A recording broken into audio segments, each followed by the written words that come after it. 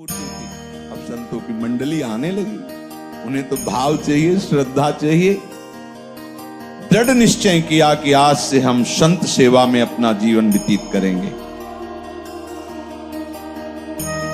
अब संतों की मंडली आ रही, कढ़ाई चढ़ी हुई है, खूब सुंदर सुंदर भोग पकवान बनते, ठाकुर जी का भोग लगता है। संत मंडली नाम कीर्तन गुण कीर्तन करते हुए वहां वास करती, कई कई दिन मंडलियां वास करती। अब तो कुछ समय में ऐसा प्रचार प्रसार हुआ कि भारत के तीर्थों में एक दूसरे से चर्चा करते तो जैसे तीर्थों को लोग जाते ऐसे हरिपाल जी के घर आने लगे। संत भगवान के प्रेमी भक्त जन, वैष्णव जन, जैसे जैसे सेवा होती वैसे वैसे इनके यश का विस्तार होता। बिस्तरे सब जग विमल कीरति साधु संगति ना टरे। अब आए तो थी नहीं, क्योंकि एक ही उद्देश्य हो गया, संत सेवा तो जितना था वो लगना प्रारंभ हुआ। संत सेवा बढ़ती गई, धीरे धीरे धीरे धीरे जो जमा हुआ धन था वो धीरे धीरे प्रभु के भक्तों की सेवा में सब खर्चा हो गया। अब संतों का तो आना बंद नहीं हुआ, तो कर्जा लेने लगे।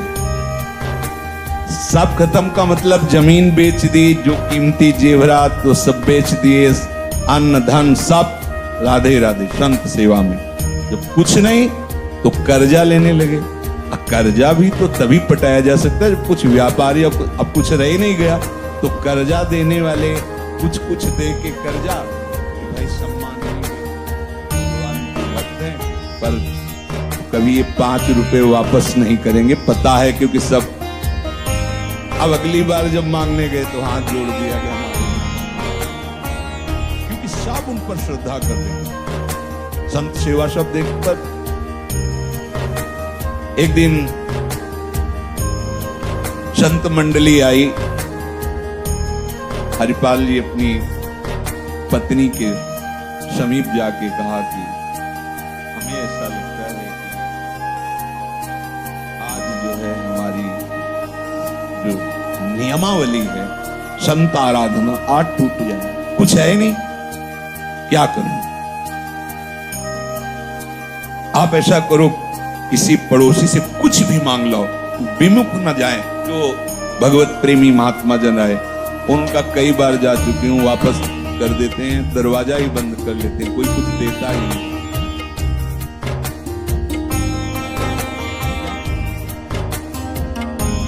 कोई कर्ज नहीं देता, कोई व्यवहार में भी नहीं देता, और घर में कुछ है नहीं।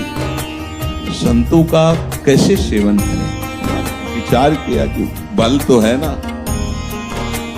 बहुत बड़ा जंगल पड़ता था गांव के, होते हैं 10-10 किलोमीटर में दूर दूर गांव, इस गांव से उस गांव में जाने के लिए जंगल पार करना।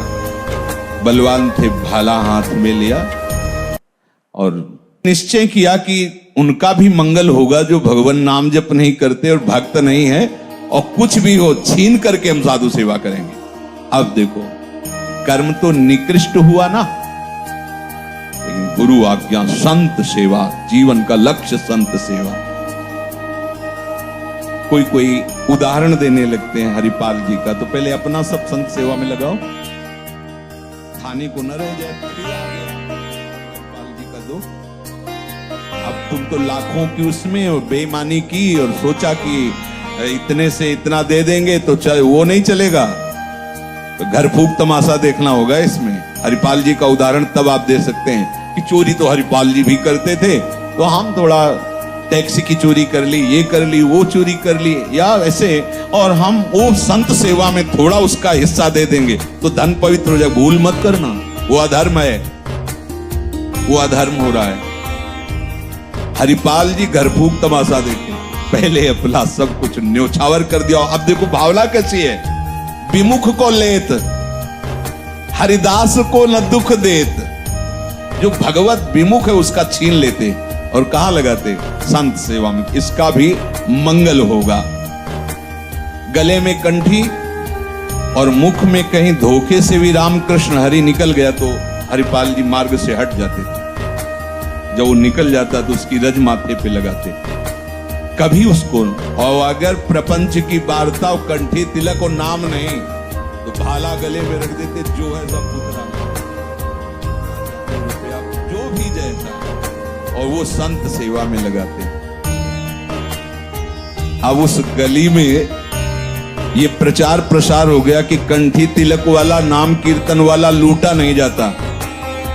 अब उस गली से निकलना है, गांव के जंगल से, तो कंठी तिलक बांध के निकलना है, बाद में भले झोली में डाल ले, जेब में डाल ले, क्योंकि हरिपाल जी और बहुत बलवान थे और भगवत तेज से युक्त थे। उनके सामने ऐसा थोड़ी कि कोई विरोध कर सके। अब एक दिन बहुत से जैसे स्वाभाविक संत आते थे, आए, वहां जंगल में कोई जाता ही नहीं, अगर जाता तो रामकृष्ण हरि बोलते हुए जाता। हरिपाल जी चोरी कर नहीं सकते, अगर वो राम बोला, कृष्ण बोला, हरि बोला तो भाला नहीं तानेंगे। कंठी है, तिलक है, नहीं, हरिदास बिल्कुल, जो हरिदास तो सही, तो बिल्कुल। उदास होकर के बैठे थे, संत भगवान आए, पत्नी से कहा आप क्या करूं, अब तो लूटने को भी कोई नहीं तैयार कि हाँ भाई उसको मैं लूट लूं, क्योंकि यहाँ सब कंठी तिलक वाले, सब नाम वाले। देखो भक्त का प्रताप देखो, भयवश वहां से निकलना है, जो 2-4 किलोमीटर रास्ता है, जोर जोर से बोलना पड़ेगा उसको रामकृष्ण हरि। रुक्मिणी जी से ठाकुर जी ने कहा, द्वारिकाधीश ने तैयारी, एक भक्त से मिलने के लिए। बैठे कृष्ण रुक्मिणी महल तहां सोच पर्यो। इधर अगर भक्त सोच में पड़ा है कि कैसे भगवत प्रेमी महात्माओं को विमुख जाने दे, पर हमारे पास कुछ है नहीं और लूटने के लिए कुछ नहीं, क्योंकि अब वहां से जो निकलता प्रचार प्रसार हो गया। बैठे कृष्ण रुक्मिणी महल तहां सोच पर्यो। हरियो मन साधु सेवा साहू रूप कियो है। पूछी चले कहां कही भक्त है हमारो एक। तो मैं हूं आऊं आओ आए जहां पूछ लियो है। भगवान श्रृंगार कर रहे हैं, कृष्ण रूप से नहीं, साहूकार सेठ रूप, बड़े बड़े सोने के हीरे जड़ी कड़ा हार, जय जय उत्सव में सम्मिलित होना। प्रभु आप जब जाते हो अकेले निकल जाते हो, हमारी भी इच्छा है, भगवान ने कहा शारदा सहाय हुई, क्योंकि हमसे ज्यादा श्रृंगार ये करेंगी। भगवान ने कहा वैसे तो हम अकेले भक्त के पास जाना चाहते, तो आज तुम्हारी इच्छा नहीं, आज चलो। ऐसा भक्त है कि तुम्हें सब श्रृंगार करके चलना होगा।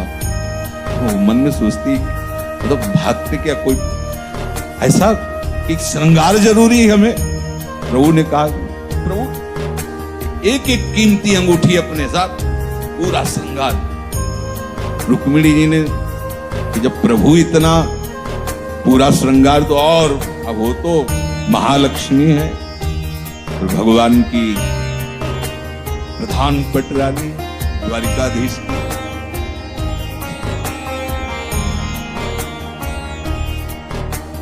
दरवाजे शांत है और गांव के बाहर वो टहल रहे हैं कि क्या क्या।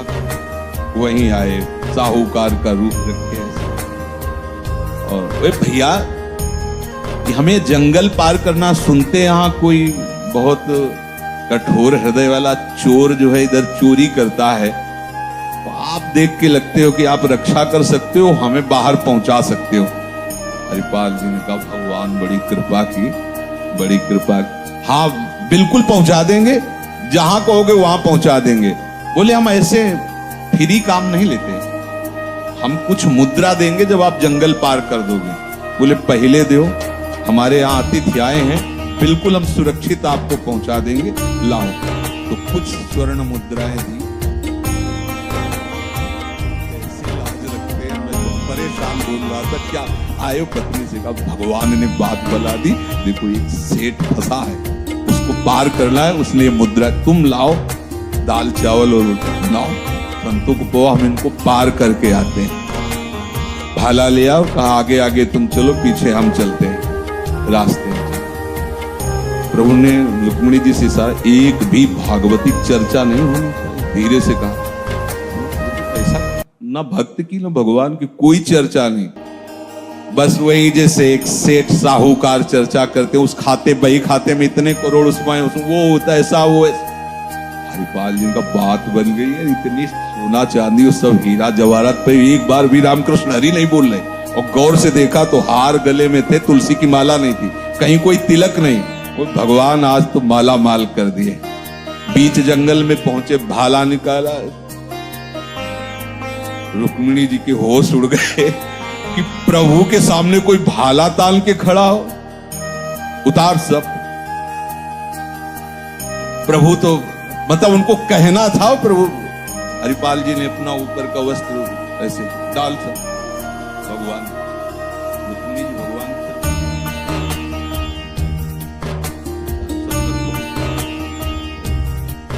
रुक्मिणी जी की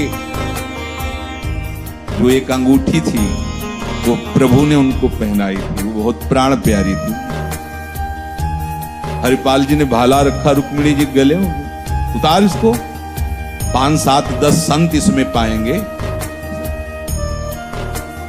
रुक्मिणी जी भगवान की तरफ हेतु सुदर्शन चक्र को बुलाओ। भगवान कहते इस समय नहीं आएगा सुदर्शन चक्र, हम कुछ नहीं कर सकते, अगर बचना चाहती हो भाले से तो अंगूठी उतार के। और रुक्मिणी जी को तो आज हो क्या गया, प्रभु को अनंत शक्तियों के स्वामी और एक साधारण मनुष्य भाला गले में तो कुछ नहीं कर रहे। जब अंगूठी उतार के रखी तो प्रभु के कपोल गीले थे।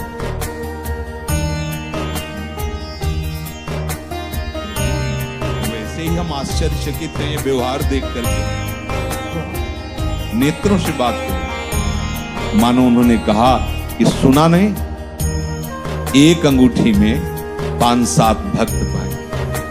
ये वही भक्त है जिसके दर्शन कराने के लिए लाए, ये अपने लिए, ये मेरे लाडले वैरागी भक्तों के लिए कर रहा है। भगवान हरिपाल जी से कहा कि देखो